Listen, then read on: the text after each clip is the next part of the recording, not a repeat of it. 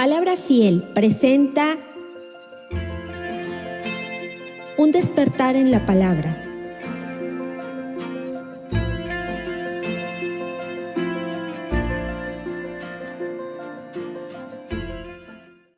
Mateo capítulo 5, versículo 17 al 20. No penséis que he venido para abolir la ley o los profetas. No he venido para abrogar, sino para cumplir. Porque de cierto os digo que hasta que pase el cielo y la tierra, ni una jota ni una tilde pasará de la ley, hasta que todo se haya cumplido. De manera que cualquiera que quebrante uno de estos mandamientos muy pequeños, y así enseña a los hombres, muy pequeño será llamado en el reino de los cielos, mas cualquiera que lo haga y los enseñe, este será llamado grande en el reino de los cielos.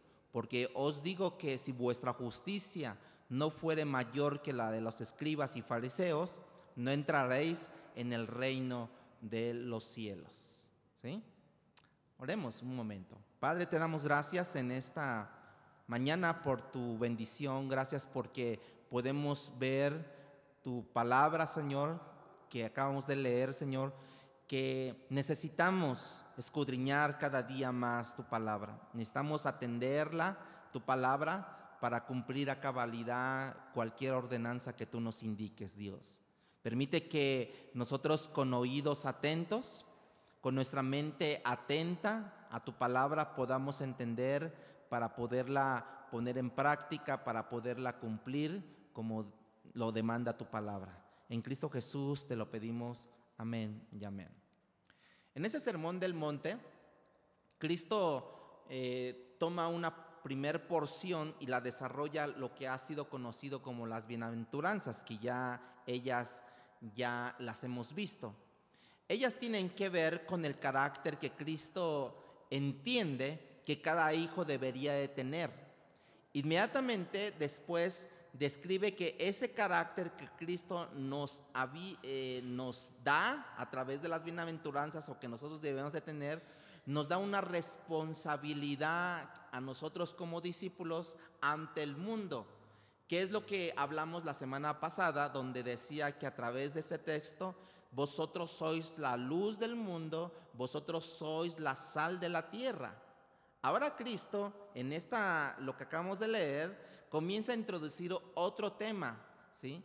Y este tema tiene que ver con la frase que él usa repetitivamente en el sermón, sobre todo en el capítulo 5. De hecho, él la usa como 6 veces. Él comienza a decir: os habéis oído tal o cual cosa, pero también os digo esto o aquello.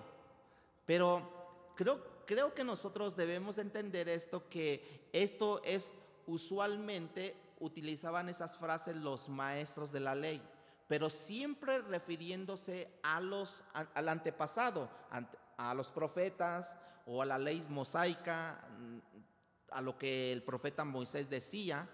Pero esa frase irritó precisamente a mucha gente, hermanos. Irritó a mucha gente porque los maestros de la ley en ese tiempo hablaban de la sabiduría pasada, de los profetas, de la ley de Moisés. Pero ahora viene otro, en este caso Jesús, que aparenta enseñar con una autoridad. Y cuando él se refiere a esa autoridad, él no alude tanto a los profetas anteriores ni a la sabiduría anterior, sino él comienza a decir: ustedes oyeron esto, pero yo os digo esto. Vean con qué autoridad ahora lo está diciendo. Todos los demás lo hacían bajo la autoridad pasada: el profeta Moisés, la sabiduría de Salomón, la sabiduría anterior. Pero ahora Cristo está hablando de él como una suma autoridad. Eso fue algo que irritó a los escribas y a los fariseos. Y Cristo, de una u otra manera, él empieza a desarrollar. En el versículo 17 dice: no penséis que he venido para abolir la ley o los profetas. Porque ahora él estaba hablando por su cuenta. Yo os digo con la autoridad: no he venido para abrogar esa ley, sino para cumplir esa ley. Así es que veamos primero en estos versículos del 17 al 19, ¿cuál fue la misión de Cristo Jesús en la tierra? ¿Cuál fue la misión? No vino primero a abolir la ley, vino a cumplir la ley, como lo está diciendo. Yo creo que algunos habían estado muy impregnados por la ley en ese momento, bueno, hasta estos días, por las demandas que los escribas, que los fariseos imponían sobre sus discípulos. Por eso luego a veces decimos nosotros de una forma tanto en broma, pero que tiene que ver mucho con la realidad, de que no seas fariseo, porque cuando alguien denotamos a una persona que digamos eres fariseo, es que porque tienes mucha ley, nada más que no la cumples para ti mismo, pero sí quieres que todo el mundo la cumpla, pero tú no cumples esa ley. Bueno, estaban esas personas tan cargadas de esa ley, impregnadas, ¿no?, de las demandas de los fariseos, de los escribas, que imponían sobre sus discípulos, que algunos estaban probablemente esperanzados en que Cristo, esa autoridad, ese nuevo mensajero, hubiese venido como a poner a un lado a aquellos que intentaban ser libres precisamente del yugo de los fariseos y de los escribas. Entonces, cuando él comienza a decir, no penséis, yo creo que si les dijo eso es porque ya le estaba leyendo la mente de la gente, ¿no? A ver, no piensen, no piensen. No penséis como algunos que yo he venido a contradecir la ley. No he venido a esto. De hecho, yo les digo hoy, yo he venido a cumplirla, precisamente esa ley que ustedes aparentemente quieren cumplir, pero la imponen, pero ustedes no la cumplen. Así les dijo Jesús en alguna ocasión a sus discípulos. Miren, escuchen, atiendan, hagan lo que ellos dicen, pero no hagan como ellos hacen, porque ellos dicen una cosa y hacen otra cosa. Los judíos hacían uso del término de la ley como en 4 diferentes maneras. La primera, más o menos, en ocasiones el término de la ley era usado para referirse exclusivamente a los 10 mandamientos. Es cuando hablaban de la ley, los 10 mandamientos. Otra, cuando implicaba los 10 mandamientos o hacían uso de esta palabra, era para entender que se refería a los primeros 5 libros de la Biblia, el Pentateuco, para que ellos entendiesen la ley. En otras ocasiones, el término era usado para referirse a todo el Antiguo Testamento, toda la revelación antigua, era para referirse también a la ley. Pero todavía en otras ocasiones, el término ley fue usado para referirse a las enseñanzas orales de los escribas y de los fariseos, lo que ellos decían en ese momento. Ellos lo tomaban como ley, o así se los hacían saber los fariseos y los escribas al pueblo. De manera que Cristo en esta ocasión está tratando de decirle: todo lo que ustedes oyeron anterior a mí, tanto la ley de Moisés, la ley de los profetas en el Antiguo Testamento, quiero decirles que yo no he venido a abolir esa ley. He venido precisamente a cumplir cada uno de esos preceptos, de esos mandamientos que fueron expuestos en esa ley. Es lo que les trataba de decir Jesucristo a ellos. El apóstol Pablo, escribiendo años después en Romanos capítulo 10, versículo 4, hablando el apóstol Pablo a los romanos, dice: porque el fin de la ley es Cristo, para justicia a todo aquel que cree. Porque el fin de la ley es Cristo, para justicia a todo aquel que cree. ¿Cómo es que Jesús, ahora diríamos que tú eres el fin de la ley, pero tú no viniste a abolir la ley? Precisamente, si tú eres el fin de la ley, como que parecía un poco contradictorio todo esto, pero yo creo que esta ilustración les va a ayudar mucho. Suponte que tú cometes una infracción de tránsito. Suponte que tú tienes una multa por esa infracción de tránsito que es extremadamente elevada y tú no la puedes pagar, pero al mismo tiempo esa multa te recogen tu licencia y ya no puedes ni transitar, ¿no? Porque tienes una multa, y la segunda es porque tu licencia fue recogida y tú no puedes pagar eso. Está inactiva, por así decirlo. Ahora el juez, encargado de llevar precisamente esto contra ti, pero ¿qué crees? Que es tu buen amigo. Y tú dices, el juez es mi amigo. Cuando él llega, se entera de tu condición, vas a hablar con él sobre esta situación, tú vas con cierta esperanza de que él te ayude, de como él tiene la autoridad, él pueda deshacer la multa. El juez. Y el juez decide, viendo tu caso, viendo que también es tu amigo, él no decide romper la boleta de la infracción. Él decide pagar tu multa, con lo cual tu multa queda eliminada. Tú puedes volver a manejar, tú ahora eres libre. ¿Y el juez qué pasó con el juez? No vino a abolir la ley, la multa que te castigaba, no la vino a quitar, sino él vino y cumplió esa demanda, él pagó ese costo. ¿Vean cómo no se pasa nada? No dijo, pues yo soy aquí la ley, ¿no? Y yo me puedo pasar todo. No, él vino a cumplir la ley.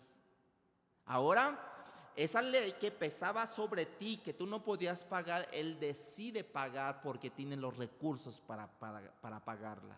Eso fue más o menos lo que Cristo vino a hacer por nosotros. Nosotros no podíamos pagar esa deuda porque era extremadamente grande el pago que no podíamos pagar. Entonces, ¿qué es lo que dijo Jesús? Yo sí puedo pagarlo, y dice, y la pago con mi vida misma. Y cuando Cristo vino a cumplir la ley, Él cumplió en más de una manera la ley para que nosotros fuésemos libres. En primer lugar, Él vino a cumplir la ley desde el punto de vista profético. Cuando Él vino y lleva cada una de las profecías y las hace en cumplimiento de la ley, cada una de ellas. Cada vez que una de estas profecías se daba, Cristo podía decir, no sé, alguien tendría, y la ley dice esto, y Jesucristo decía, cumplido. Y volteaba y veía otra ley, cumplido. Y volteaba y veía otra ley, cumplido, ¿no? Y Él comenzó a hacer eso en el mismo día que Él nació. El día que Él nació, comenzó a cumplir cada una de esas profecías. Vamos a ver lo que dice Isaías capítulo 9. Vamos a Isaías capítulo 9, versículos 6 y 7. Escucha lo que el profeta Isaías da como revelación de Dios, pero que lo escribe para que todo el mundo lo escuche, todo el mundo lo sepa, y las condiciones de la ley. Dice, porque un niño nos es nacido, hijo nos es dado, y el principado sobre su hombro, y se llamará su nombre admirable, consejero, Dios fuerte, Padre eterno, príncipe de paz. Lo dilatado de su imperio y la paz no tendrá límite sobre el trono de David y sobre su reino, disponiéndolo y confirmándolo en juicio y en justicia desde ahora y para siempre. Después dice, el celo de Jehová de los ejércitos hará esto. O sea, se cumplirá. ¿Qué va a hacer? Hará que se cumpla cada profecía ofrecida anteriormente. Se va a cumplir. El celo de Jehová de los ejércitos hará esto. Después de cientos de años, muchos estaban desilusionados porque no llegaba ese Mesías, no se hacía cumplir esa profecía. Tal vez ellos habían malinterpretado la palabra, o que ciertamente este Mesías no vendría de la manera como Cristo vino. Pero había otros que habían creído en Dios y estaban aguardando y estaban esperando que Él entrara en este mundo. Había otros que habían estado esperanzados de que ese día se iba a cumplir. Y llegó el momento, después de 700 años, que se llega a cumplir esta profecía. De hecho, había algunos que estaban esperanzados, que pensaban que sus ojos no se cerrarían hasta que vieran esa profecía cumplida. Y pensar que el creador del mundo, cuando hizo su entrada, apareció en un establo. Imagínense. Aquel creador del mundo, del universo, hermanos, apareció en este mundo en un establo envuelto en trapos. Como que nunca hemos visto que un regalo tan caro tenga una envoltura tan barata. Nunca hemos visto todo lo contrario. Hemos visto una envoltura muy cara y un regalo muy barato. ¿No les ha pasado? Una vez, me acuerdo hablando de esto, anteriormente en Navidad hacíamos un intercambio de regalos, ¿no? Y entonces pues todos se ponían sus regalos, ¿no? Y al final, para compartirlos, entonces pues ¿qué te toca a ti, no? Y ya lo tocaba una caja así como de zapatos, hermanos. Y unos dijeron, pues, a ver qué trae, que quién sabe qué. Después aparece otra caja más chica. Después una más chica, después una más chica, después una más chica, después una más chica. ¿Saben en qué se convirtió la caja chica? La más chiquita, en una caja de tachuelas. ¿Así? Tenía tachuelas ahí.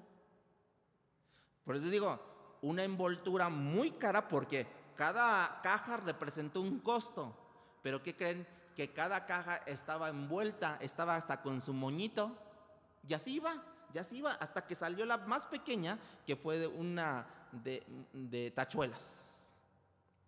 En ese caso, Cristo, un regalo muy caro, envuelto en una envoltura, ahora valga la redundancia, envuelto en algo tan barato. Y entonces la gente no entendía en ese momento. Es inconcebible pensar que el que creó el universo iba a aparecer ante una audiencia que serían pastores y animales. La palabra pastor tiene una buena connotación, pero en realidad los pastores eran unos campesinos en ese tiempo. De tal forma que los testigos de este niño, que nos había sido profetizado por Isaías, hermanos, este día comienza a cumplir cada demanda de la ley, y sus testigos fueron campesinos y animales. Imagínense. De manera que Cristo comenzó a cumplir la ley, y también en segundo lugar, Cristo cumplió la ley al obedecer perfectamente. Fíjense, obedecer, que es lo que decimos a través de lo que estábamos hablando de los diezmos. Dios no te va a bendecir porque tú des un porcentaje mayor a la 10ª parte.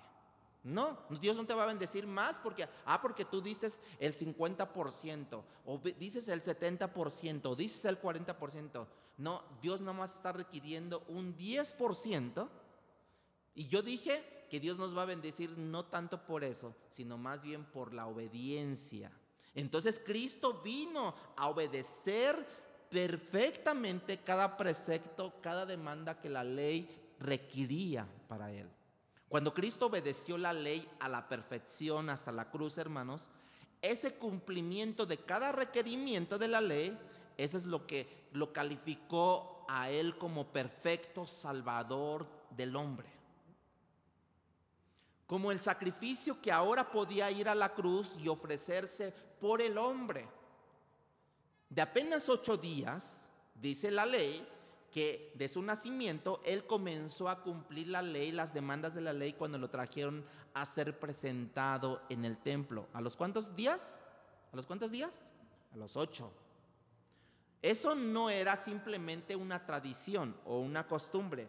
La ley demandaba que todo hijo que abriera la matriz de su madre tenía que ser dedicado al Señor. Y ahí está Cristo abriendo la matriz de María, y a la vez, a los 8 días, cumpliendo la ley de ser presentado ante Dios. Y decía que había algunos esperanzados en ver a ese Mesías, hasta el punto que ellos pensaban que sus ojos no se cerrarían hasta que vieran cumplida esa profecía del Mesías. Así es que había un hombre de nombre Simeón, y una anciana de nombre Ana, que estaban todavía con la esperanza, aún en sus años avanzados, de que ellos verían precisamente a ese Mesías. El día que lo llevaron a ser presentado, Lucas registra que este bebé, dice que dice la porción bíblica, que este bebé era la consolación para Israel. Una consolación que ellos no entendían cuál era esa consolación, porque ¿qué creen? Que todos esperaban al Mesías, pero un Mesías guerrero, un Mesías político, un Mesías que lo sacara de la opresión romana. Pero no, Dios no vino a eso. Pero ellos esperaban eso. Por eso yo digo que ellos malentendieron o malinterpretaron la palabra del Señor. Una vez que Él vino, este bebé es arropado en esos trapos, y son las palabras que da en Lucas capítulo 2, versículo 29, que da Lucas, que registra a Él, y que dice este Simeón: ahora, Señor, despides a tu siervo en paz conforme a tu palabra. O sea que él iba a descansar ya ahora Simeón, iba a descansar Simeón. Pero había una mujer también en el versículo 37 de 84 años de edad, que era Ana, que estaba tan segura que ella no iba a morir sin ver al Mesías. Y el texto dice que ella no se apartaba del templo, todos los días estaba estaba orando, de día y de noche. Estaba en el templo orando continuamente para que un día ese bebé apareciera y ella pudiera ver a ese bebé, hermanos. Lucas 2:39 dice: después de haber cumplido con todo lo prescrito en la ley del Señor, fíjense, en la ley del Señor, cumplido la ley del Señor, volvieron a Galilea, a su ciudad de Nazaret. Habiendo ellos cumplido a los 8 días Cristo de haber nacido, la primer demanda de la ley, Él no vino a abolir esa ley, sino a cumplirla. Sus padres le registraron con Él y se fueron a Galilea. Cristo había cumplido su primer profecía ahí mesiánica, que Él nacería en Belén, y Miqueas lo dice, que en esas condiciones Él iba a nacer. Muchos que se enteraron que en ese momento el Mesías estaba llegando, ellos no lo podían concebir, porque les vuelvo a decir, ellos esperaban a un rey, esperaban unas condiciones mejores, unas condiciones prósperas. Nunca pensaron que ese Mesías iba a llegar en un establo. Nunca pensaban que sus registros o las personas que lo verían, sus testigos, serían animales y campesinos.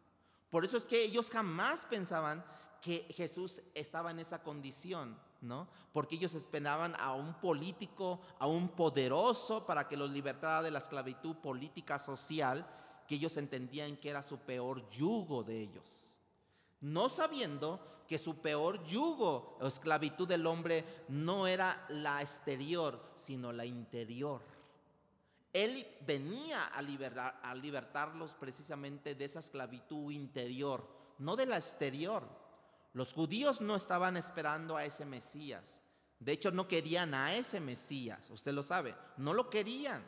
Eso no era una ilusión que ellos tenían de percibir a un Mesías como tal.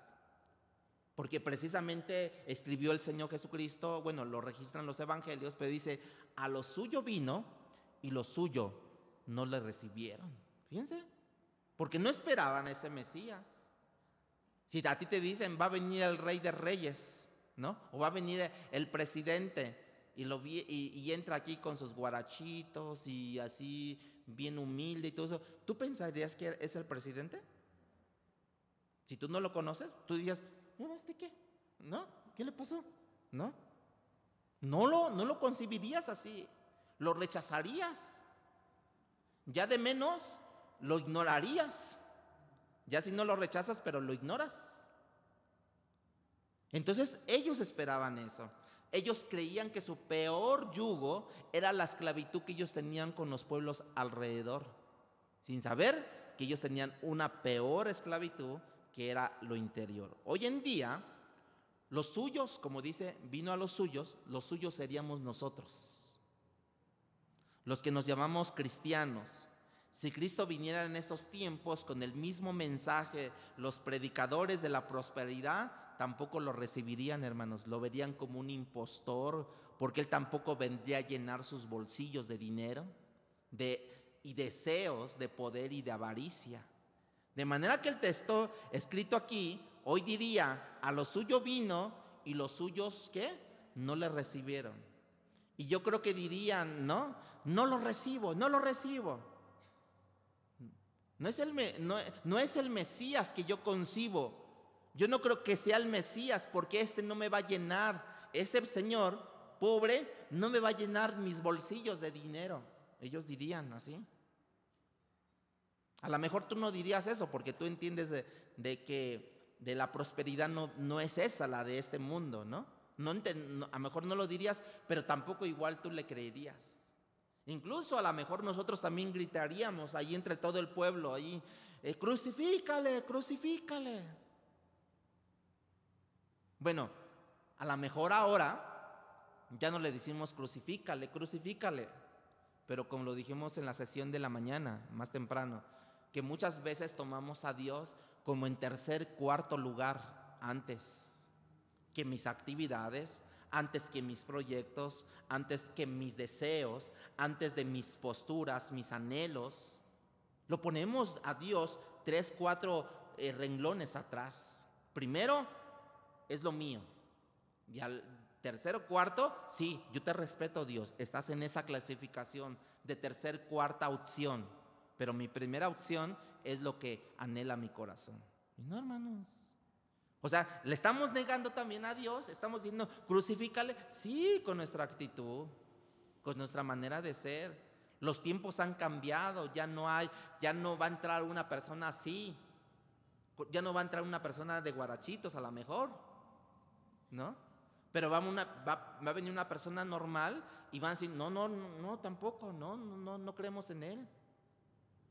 Entonces, ¿cuándo le creeremos a Él? Cuando Él se nos aparezca, y como en este caso Zacarías, que cuando se le apareció el ángel a Zacarías, esposo de Elizabeth, ¿se acuerdan de él? Y él estaba dando su tributo, estaba honrando, estaba en el templo allí, y de repente le dijo: oye, tú vas a tener un hijo, ¿no? Y será hasta lleno del Espíritu desde el vientre, desde la concebición, desde que esté en el vientre de tu esposa, va a estar lleno del Espíritu Santo. Y él no creyó, dijo: ¿cómo? Nosotros siendo avanzados de edad y quién sabe qué, pues como no, la incredulidad, pues te me vas a quedar mudo unos días. ¿Y sí o no? Terminó de hacer su labor y todos le preguntaban: ¿qué pasó, Zacarías? Entonces dijeron: no, pues ha tenido un encuentro con algo, ¿no?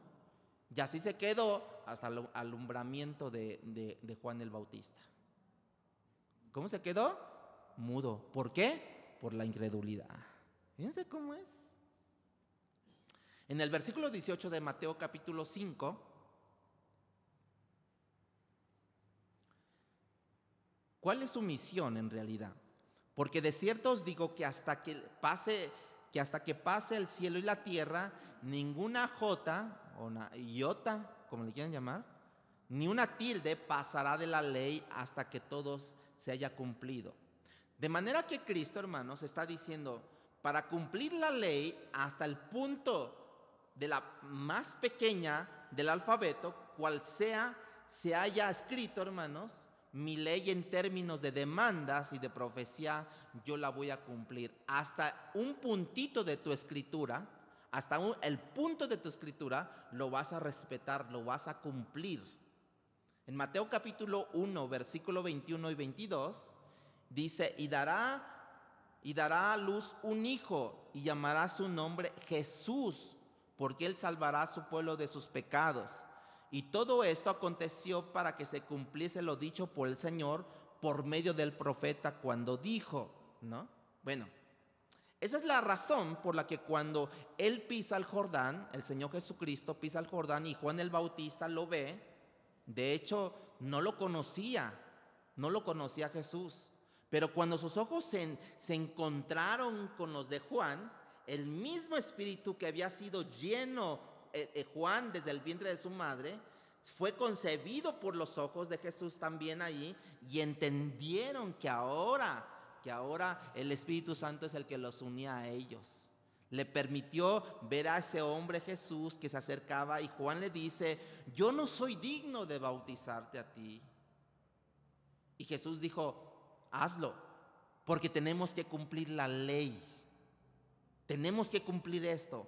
Cuando Jesús comienza a cumplir la ley, de repente Él se convierte en algo como decía Isaías, y será su nombre admirable, consejero, Padre eterno, príncipe de paz, porque tenía todas las connotaciones de autoridad el Señor para poder precisamente cumplir su ministerio. Él fue admirable en la medida que fue cumpliendo cada profecía hecha acerca de Él y su ministerio. Y comienza el Mesías a surgir de una manera distinta de como ellos esperaban. Él fue admirable cuando Él dejó el cielo, hermanos, dejó la eternidad para venir a este mundo terrenal.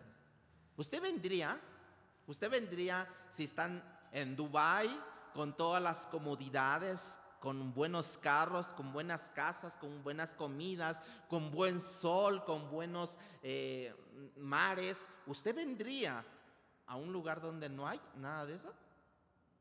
Yo creo que, a menos que tenga una misión y que esa misión precisamente esté comprometido con esa misión, va a venir.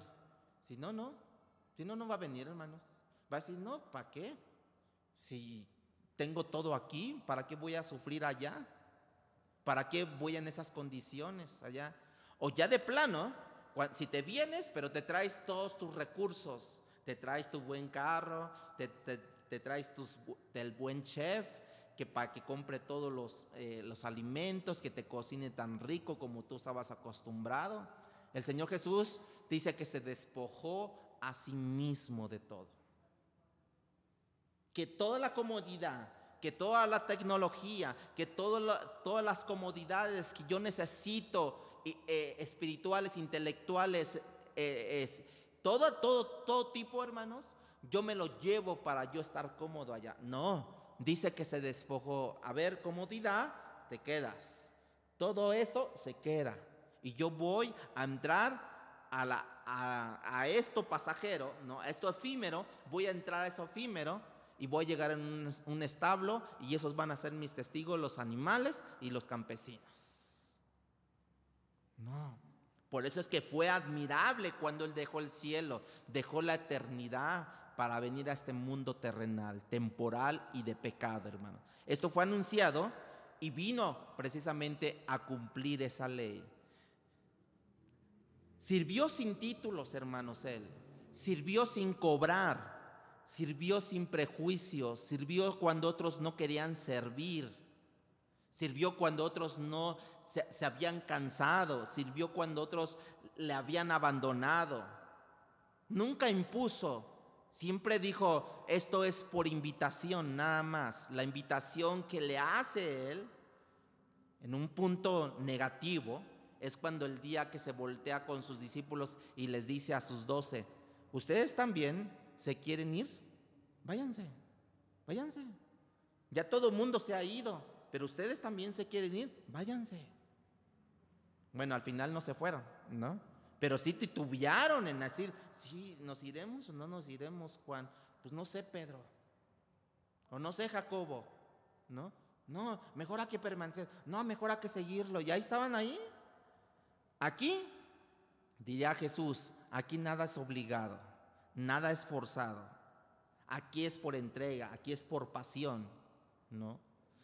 No haces, nada haces por seguirme, para que quedes bien conmigo. No, no, no. Los discípulos se quedaron allí, pero fue más por convicción que porque los obligó a ellos. Ni porque dijeron también, y ahora ya dejamos nuestros trabajos y ahora, no, pues hay que seguirla aquí. Entonces ya serían unos asalariados ahí también. No, no, no. Y ahí es donde podemos decir una frase que también dijimos en la mañana. Podemos decir, ¿estás involucrado o estás comprometido? ¿Cómo están? Aparte de sueño. ¿Cómo están? ¿Comprometidos o están involucrados? Este fue el Hijo que nos fue dado la palabra. Y Cristo dice, ni una jota, o ningún punto, ninguna tilde, como la ñ, ¿no? Que tiene es la tilde, quedará sin ser cumplido todo esto. Vea el versículo 19 de Mateo capítulo 5. De manera que cualquiera que quebrante uno de estos mandamientos muy pequeños y así enseña a los hombres, muy pequeño será llamado en el reino de los cielos. Mas cualquiera que los haga, o sea, así como están, y los enseñen, este será grande en el reino de los cielos. La manera, diríamos en otras palabras, la manera como manejas la palabra de Dios, ¿no? Se va a determinar porque entendemos que hay mandamientos más pesados y otros más ligeros, pero todos son importantes, hermanos. De hecho, esa es la razón para que veamos lo que acabo de decir cuando uno viene y le dice, maestro, ¿cuál es el gran de los grandes mandamientos? ¿Cuál es el mandamiento más grande? Le dice el Señor, amarás al Señor tu Dios con todo tu corazón, con toda tu alma, con todas tus fuerzas. Y el segundo es, amarás a tu prójimo como a ti mismo. Hay más grandes, hay más pequeños, pero si tomas uno de estos pequeños, de todos los mandamientos, y lo anulas y lo enseñas anulado, en el reino de los cielos te veremos como pequeño a ti. La manera como manejo la palabra, ¿sí?, altera la manera en cómo yo me veré en el reino de los cielos. O seré grande o seré pequeño. De hecho, Pablo le dice a Timoteo, ¿no? Preocúpate, sé diligente en presentarte como obrero aprobado. Y tu aprobación se debe a que tú manejas con precisión precisamente la palabra de verdad. Porque si lo haces, alteras la manera como en el cielo se te va a ver a ti. Y ese es el Cristo que vino, hermanos. Él cumplió cada precepto de la ley, cada ordenamiento, aún de los más pequeños que nosotros pudiéramos decir que es pequeño, lo cumplió. Y eso es lo que lo hace admirable ante las demás personas, porque Él no dijo, bueno, este mandamiento es grande, lo voy a cumplir para que todo el mundo lo vea. No, Él cumplió hasta los que no podíamos nosotros ver, los cumplió. Y por eso nada más es admirable eso. Piensa por un momento, Él fue admirable porque tenía que ser Él el rey. Él fue admirable porque Él tenía que ser visto. Bueno, eso es normal. Y todo, por eso es que ahora todas las personas que son públicas, por así decirlo, pues les ven todo, les pueden ver como su historial académico, su historial familiar, porque es una persona pública. Pero en este caso, si nosotros pensamos en Jesucristo, Él no vino a proclamar algo más que lo que era el reino de los cielos. Él no dijo, yo vine y cumplí hasta el mínimo detalle de precepto de ley. No, hermanos. Nosotros nos damos cuenta, mientras más lo pensamos, que Él cumplió toda la ley, tanto las profecías mesiánicas como a su grado de obediencia y sometimiento al Padre, a su Padre celestial. Y eso lo hace más admirable, hermanos. Porque dijo en una ocasión, mi comida y mi bebida, ¿qué es? Hacer la voluntad de mi Padre. Fíjense cómo lo comparaba. ¿Cuál es tu misión? Comer y beber. Tal vez mañana moriremos, ¿no? No. Él vino a cumplir precisamente, a someterse en obediencia al Padre, y eso es lo que lo hace más admirable. De manera que él pudo ejercer su ministerio de la manera como lo ejerció, porque estaba intrínsecamente relacionado a su cumplimiento de la ley, hermanos. Por eso él dice, no he venido a abolir la ley. Versículo 20, hermanos, de Mateo 5, ¿cuál fue su mensaje? Y aquí queda muy la esencia en este versículo 20, ¿cuál era el mensaje de Cristo?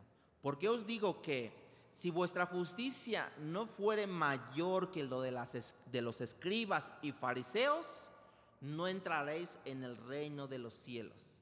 Si tu justicia no es mayor que lo de los fariseos y de los escribas, no puedes entrar. Me imagino que cuando él lo dijo, hubo reacciones en ese momento. Por un lado, había el grupo de fariseos, había el grupo de escribas, que estos intérpretes de la ley se molestaron con Jesús, porque ellos eran el modelo de piedad. Ellos eran el modelo a seguir, no solamente para ellos mismos, sino para la población. Y la población tenía que seguir sus ejemplos de los escribas y de los fariseos. Ahora, ¿te parece, Jesús, que cuando va a hablar, nos dice de acuerdo a la Escritura, nos dice, pero yo os digo, y cuando dice, pero yo os digo, es que él tiene una autoridad mayor que la de los escribas, mayor que de los profetas, ¿no? Que se constituye en autoridad él mismo y comienza a decir, si nuestra justicia no es superior, o sea, que si tus palabras no están de acuerdo a tus hechos, no entrarás al reino de los cielos. No eres coherente. Por eso Jesús decía, miren, escúchenlos, hagan como ellos dicen, pero no hagan como ellos hacen. Porque su justicia no alcanza ni tan siquiera ni para la nube que está cerca aquí. No alcanza para entrar. Su justicia no es correcta. Su justicia no se eleva. No pueden levitar ni tan siquiera nada, porque su justicia no los lleva a nada. Su justicia tiene que ser mayor. En pocas palabras, su justicia tiene que ser coherente de lo que dicen con lo que hacen. ¿Cuántos pueden decir amén?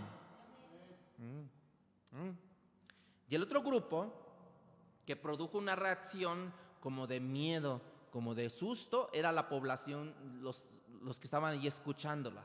Que por un lado tenían a los fariseos aquí, tenían a los escribas aquí, allí pegaditos a Jesús, los tenían allí. Y estaba la población como dijeron, ¿y ahora qué vamos a hacer si nuestras guías eran estos sepulcros blanqueados? Si nuestros guías eran estos, ¿qué vamos a hacer? Y estaban con miedo, con susto. ¿Y quién podrá entrar entonces precisamente? Y dijo Jesús, por eso yo he venido, porque yo soy el camino, la verdad y la vida. Y nadie puede entrar, ¿sí? Si yo no lo envío, si yo no soy el conducto, ustedes no pueden entrar. Mi misión está íntimamente relacionada a mi mensaje. Si no pueden, pues ¿qué creen? Yo sí puedo. No les es posible a ustedes, pero conmigo se puede cumplir cada ley, cada punto, cada tilde se puede cumplir.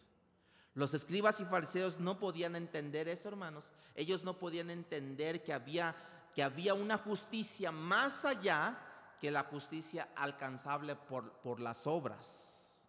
Sobre todo que la ley que era perfecta y era dada por Dios, pero había algo más superior, hermanos, a ellos. Ellos no podían entender que su ceguera espiritual precisamente no les permitía ver. Pero aparte de eso, ellos no podían entender que el hombre de Dios era enemigo y que ellos no tenían la paz y que ellos no podían procurar la paz. Por eso es que esperaban a este Mesías político para que los ayudara a tener paz entre su pueblo. Y por eso no entendían que ahora el hombre estaba constituido, el hombre ahora era enemigo de Dios. Es lo que nos dice el apóstol Pablo en 2 de Corintios 5, 18 y 19. Y todo esto proviene de Dios, quien nos reconcilió consigo mismo por Cristo. Por ese Mesías nos reconcilió y nos dio el ministerio de la reconciliación, que Dios estaba en Cristo reconciliando consigo al mundo, no tomándoles en cuenta a los hombres sus pecados, y nos encargó a nosotros la palabra de la reconciliación, hermanos. Cuando los ángeles se le aparecen para anunciar la entrada de Cristo en su primer día, cumpliendo la profecía de Isaías, un niño nos ha sido dado. ¿Y qué dijeron ellos? ¿Qué dijeron los ángeles? No temáis, traigo buenas nuevas de gran gozo. Porque esas buenas de gran gozo no pueden ser así, hermanos, a menos que tú entiendas primeramente las malas de gran gozo. Que estoy bajo condenación yo. Si tú no entiendes que tú estás bajo condenación, tú no puedes entender las buenas nuevas de salvación, hermanos. Que yo soy separado de Dios, que ahora Dios me permite por su Hijo, me reconcilió con su Hijo. Y mientras más justo me creo, hermanos, peor estoy yo. No, yo soy justo, yo soy honesto, yo soy transparente. Yo puedo ser, pero ratero no. Puedo ser lo que quieras, pero a esto no. Pero, o sea, ¿tú te crees justo? Eres peor cada día. Los escribas y los fariseos no podían pensar que ellos eran esclavos en el interior. De hecho, cuando Cristo les dice en San Juan 8:32 que el Hijo del Hombre os hará libres, serán verdaderamente libres, les dice el Señor, nosotros nunca hemos sido esclavos. ¿Se acuerdan de eso? Que les dijo, nosotros nunca hemos sido esclavos. Gente que había sido esclavos por años y años y años, y les dice, nosotros nunca hemos sido esclavos. Eso es lo que te deja la ceguera espiritual, hermanos, que no te permite ver tu pecado, que no te permite ver tu infracción. Nosotros nunca hemos sido esclavos. La esclavitud de la que Cristo está hablando fue lo que estaba en ese momento en su apogeo, la espiritual, hermanos, y también actualmente. Pero ellos pensaban que su esclavitud era externa, era política, era social, cuando en realidad su esclavitud realmente era espiritual. Así como usted y yo en este día. De la misma manera que los fariseos y los escribas se pueden convertir en unos religiosos al día de hoy. La religiosidad se convierte en un yugo que no salva, que no liberta a nadie, hermanos. Eso es lo que se convierte la religiosidad. ¿Y quién tenía esa religiosidad? Pues los fariseos y los escribas lo tenían, esa religiosidad, que se tiene que cumplir, que se tiene que hacer hasta el día de hoy. Hasta el día de hoy su ceguera espiritual no los deja ver precisamente más. La razón porque la religiosidad y la verdadera espiritual se parecen tanto, hermanos, fíjense, la religiosidad y la verdadera espiritual se parecen tanto es porque ambas tienen forma, tienen estructura, tienen normas, tienen actividades, tienen liturgia y tienen ministros que llevan a cabo esas liturgias. Pero las otras carecen de poder para cambiar a las personas, lo que es la religiosidad, hermanos. Y se basa más en su sabiduría humana, en su filosofía humana, hermanos. Ellos no pensaron que ellos podían ser enemigos de Dios, porque decían, descendientes de Abraham somos nosotros. Y si Dios dijo que su amigo era Abraham, pues nosotros también somos sus amigos de Dios. Eso es lo que a veces hacen los fariseos que vivan dentro de nosotros. ¿Cuánta gente vive dentro de nosotros, hermanos? A veces vive un fariseo. ¿Se ha preguntado? ¿Se ha preguntado que a veces vive un fariseo dentro de usted? Otras veces vive un Jonás dentro de usted. A veces vive un Caín matando relaciones y carácter. ¿Cuánta gente vive dentro de nosotros que nosotros ni nos damos cuenta? Nada más sacamos nuestro carácter, nuestra forma y decimos, es un Caín, es un fariseo, es un Judas, es esto, es aquello, ¿no? A veces un Pedro que se cree que puede hacer muchas cosas y en realidad no puede hacer nada, ¿no? Quizás un Tomás que es bien incrédulo. ¿Qué vamos a hacer, hermano? No, pero ya vieron este problema, pero ya vieron aquello, ya vieron la lluvia, pero ya vieron que el sol, pero ya vieron que esto, que la alza de precios. Siempre va a haber un Tomás, un incrédulo. Quieren ver la manifestación de Dios palpable, porque lo dijo Tomás, hasta que yo no meta, ¿no?, mis manos, hasta que yo no palpe sus manos para ver si es Cristo. Hermanos, esa enemistad fue la que Cristo vino a romper, cuando Él vino a cumplir a cabalidad cada ley.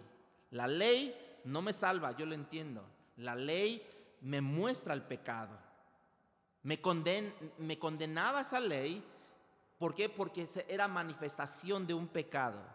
Pero Cristo vino a cumplir esa ley, no a abolirla, ¿no? Cuando yo la cumpla, entonces quedará atrás y entonces tú podrás tener paz para con Dios por medio de nuestro Señor Jesucristo. ¿Se acuerdan de uno de los títulos aplicados a Cristo? Él será llamado admirable, consejero, príncipe de paz.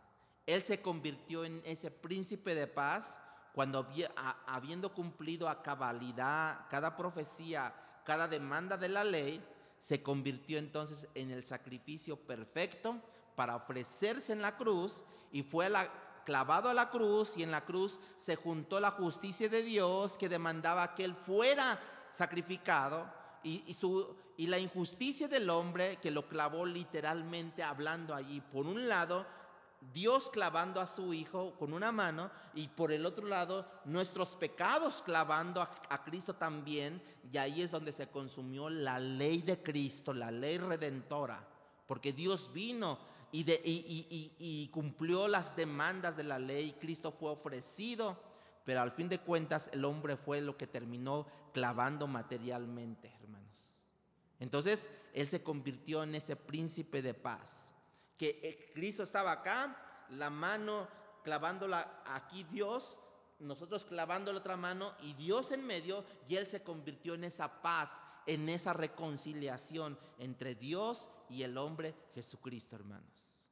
Jesús en el día de hoy está a la diestra del Padre, siendo Señor de señores, siendo Rey de reyes, siendo el Mesías, el Salvador, el Conquistador. Él es nuestra victoria, hermanos. Esa victoria segura precisamente asegura mis promesas garantizadas, porque no están mis promesas garantizadas efímeras, sino están sólidas en la roca firme que es Jesucristo, hermanos. Él sirvió al hombre, ahora al hombre le toca servir a nuestro Dios. Él te amó tanto, dice la Biblia, Él te amó tanto que no se quedó en los cielos sin ti. Él prefirió morir a que tú padecieras. Él se desnudó para que tú pudieras ser vestido de hermosura, como lo dice su palabra. Él bajó el rostro ante la vergüenza y la saliva ahí escupida en su rostro, hermanos, para elevarte a un honor y a una gloria. Por eso Él soporta Él soportó todo maltrato. Pero también Él no soporta que ames al mundo y las cosas de este mundo. Claro, nosotros somos la sal de la tierra y la luz del mundo, como ya lo dijimos. Cristo llenó la ley en términos proféticos, mesiánicos. Él vino a cumplir en términos de las demandas de la ley. Y vamos hacia el final, hermanos. Él vino a cumplir la ley en términos de la justicia de Dios. Él vino a cumplir que alguien viniera, precisamente ese fue Jesucristo, que vino a morir por nosotros en la cruz del Calvario. Pero tenía que haber alguien sin pecado, y ese alguien era Cristo Jesús, a favor del hombre, para que la salvación pudiera ser posible. Usted y yo no pudiéramos entender la salvación si no entendemos el sacrificio de Cristo, que Él precisamente vino a cumplir esa ley. No vino a abolir la ley, Él vino a cumplir a cabalidad la ley de Dios. Pónganse de pie en esta hora.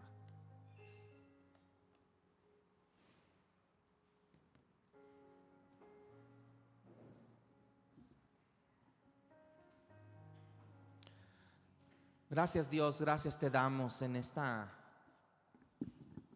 tarde, Señor Jesús. Gracias te damos porque tú viniste a morir por cada uno de nosotros, Dios. Tú viniste a reconciliarnos con el Padre. Tú viniste a darnos vida y vida en abundancia, como lo dice tu palabra, Dios. Por eso es que estamos tan, Señor, tan quebrantados por entender este sacrificio que tú hiciste por nosotros, porque tú viniste a dar tu vida por nosotros. Tú nos soportaste en el cielo, quedarte allí y ver nuestra condición, que nos moríamos y que nos condenábamos, sino tú viniste precisamente a dar tu vida. No había otra manera de poder llegar al Padre si no es por medio de ti, Señor Jesús. Oh Dios, gracias te damos, Dios. Gracias te damos, Señor Jesús. Gracias te damos, Señor. Cante con nosotros en esta hora.